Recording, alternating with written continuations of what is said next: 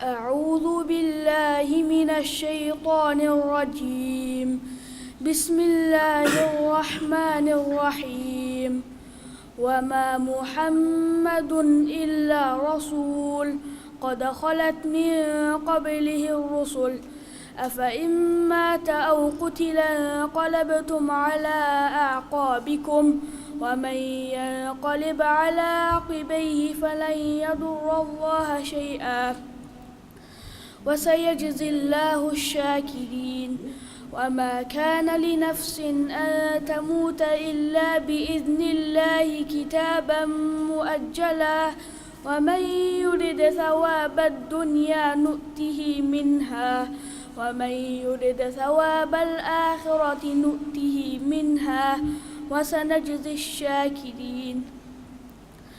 وكأي من نبي قاتل معه ربيون كثير فما وهنوا لما أصابهم في سبيل الله وما ضعفوا وما استكانوا والله يحب الصابرين. وما كان قولهم إلا أن قالوا ربنا اغفر لنا ذنوبنا وإسرافنا في أمرنا وثبت أقدامنا وانصرنا على القوم الكافرين.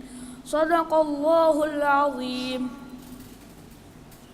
MashaAllah. Beautiful recitation from a year 7 student in MUL in Madahirul Ulum. We pride ourselves on the emphasis we give in Tajweed in year 7 especially. If you listen to the recitations, you will realize yourself. You see, the voice, a beautiful voice, is something gifted from Allah subhanahu wa ta'ala. It's not on everyone. Not everyone has a beautiful voice. However, Tajweed is something we all can work on.